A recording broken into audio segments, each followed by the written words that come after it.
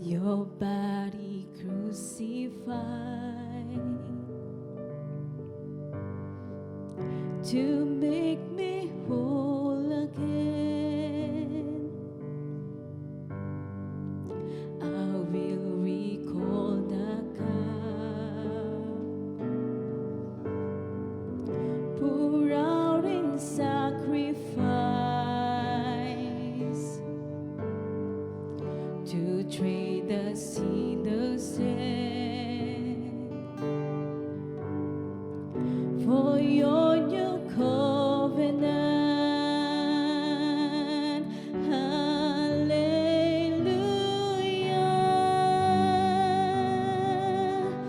I live my life in remembrance. Hallelujah.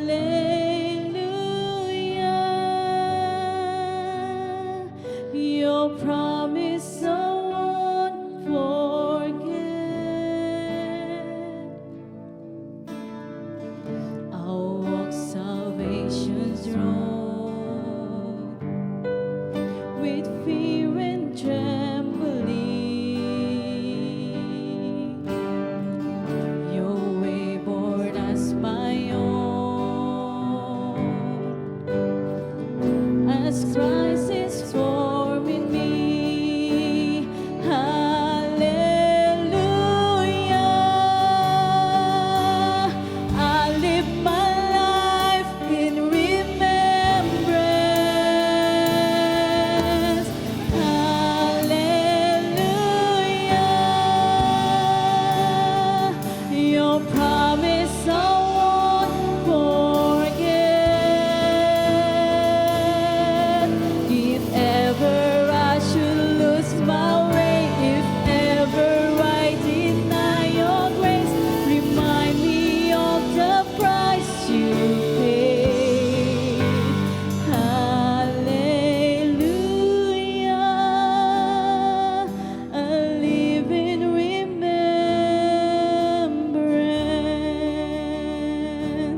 You've been so, so good to me. You've been so, so good to me.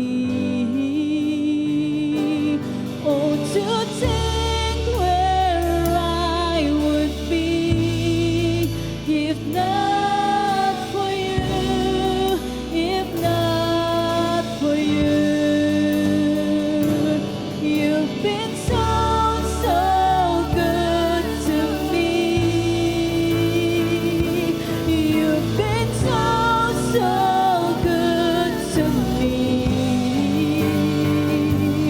Oh, to think where I would be if not for you, if not for you. You've been so, so good to me. You've been so, so good to me. Oh, to think where I would be if not for you, if not for you. As far as height is from the depths, as far as east is from the west, so far your grace has carried me. Until I see you face to face, until at last I won my race, remind me you're nothing is yet. Hallelujah.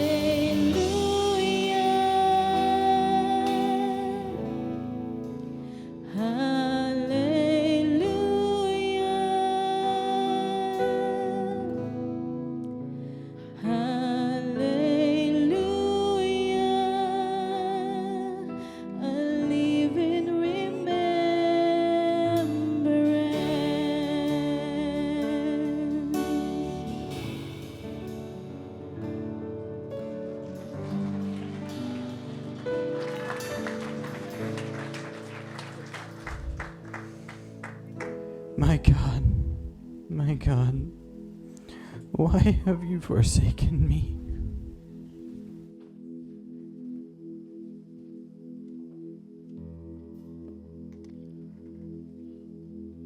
In the book of Matthew 27:46, it says, about 3 in the afternoon, Jesus cried out in a loud voice, Eli, Eli, lema sabachthani, which means, my God,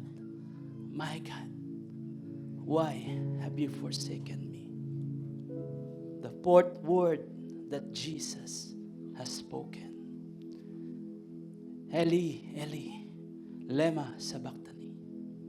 Others say, Eloi, Eloi, lama sabachthani.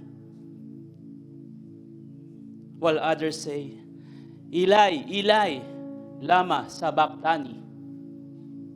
Although there might have been different ways how to pronounce it, but it only means one. My God, why have you forsaken me? Interesting, isn't it?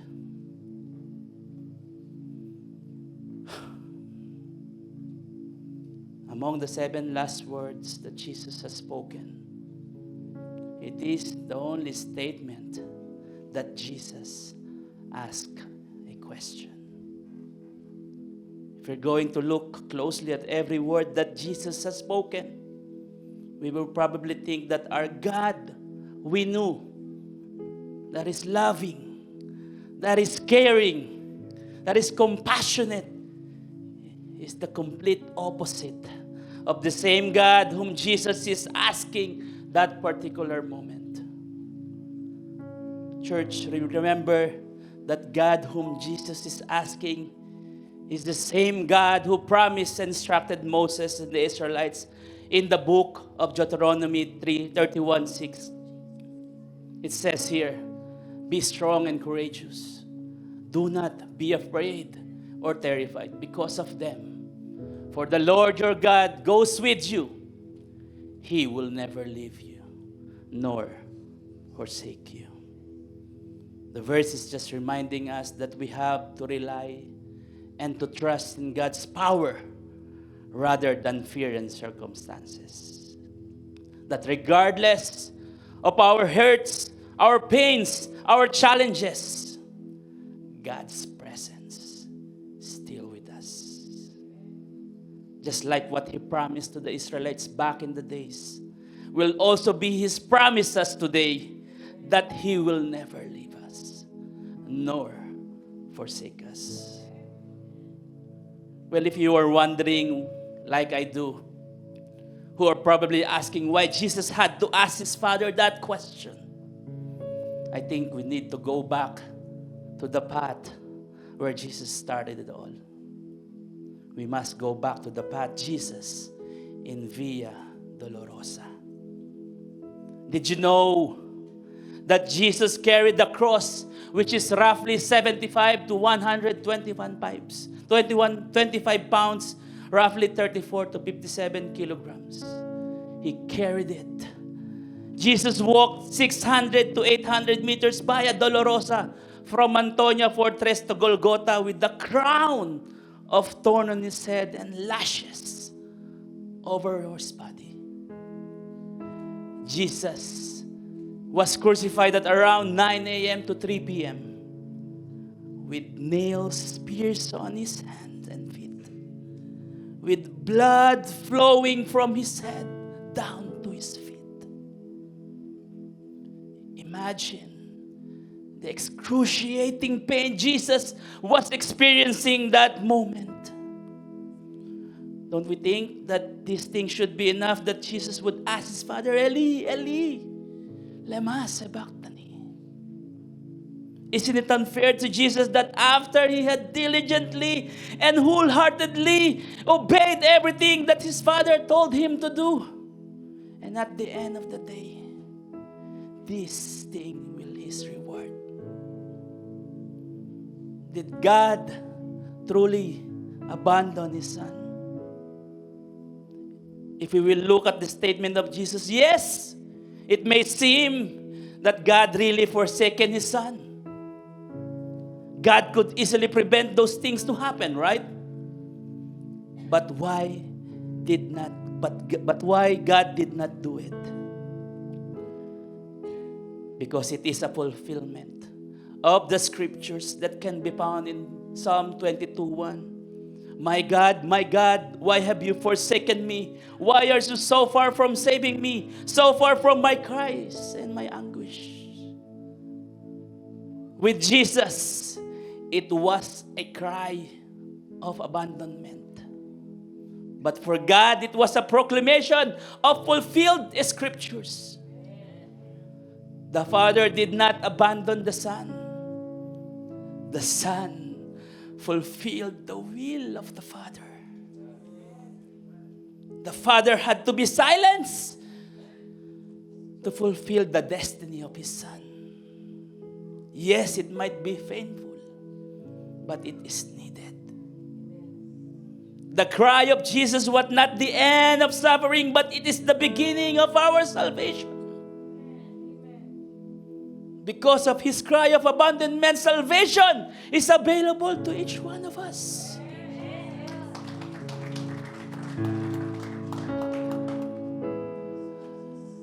AI are so rampant nowadays. So I asked AI to generate a man carrying a 1 pound. And this is what I found. Then I asked again, generate a man carrying 1,000 pounds. And this is what I found. Pretty impressive, eh? Then I asked again, generate a man carrying 1 million pounds. Then I asked again, generate a man carrying 10 million pounds. Did you know that the weight of the world is about 13 trillion pounds or 13 octillion pounds? And lastly, I searched. Can you generate me a man carrying the weight of the world? And this is what I found.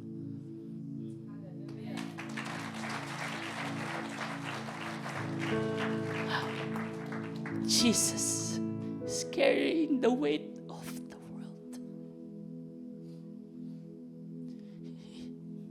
His Father led him to utter that question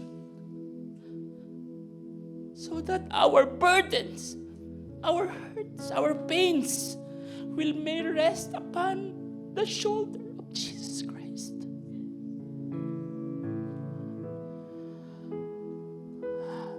What heavy burdens are you carrying in your life right now? And you feel that you can't take it anymore? This afternoon, brothers and sisters, the Lord is reminding us that He alone can carry it for you. In Matthew 11:28, it says here, if you are tired from carrying heavy burdens, come to me, and He will give you rest. Don't let your heavy burden hinder you to stop trusting the Lord, that He could still be able to make miracles in your circumstances. Whatever is it that you're carrying, God can carry it for you. And lastly, brothers and sisters, have you ever felt that you are forsaken? And do you think that God is in silence? Jesus experienced it in the cross. Jesus felt that He was forsaken.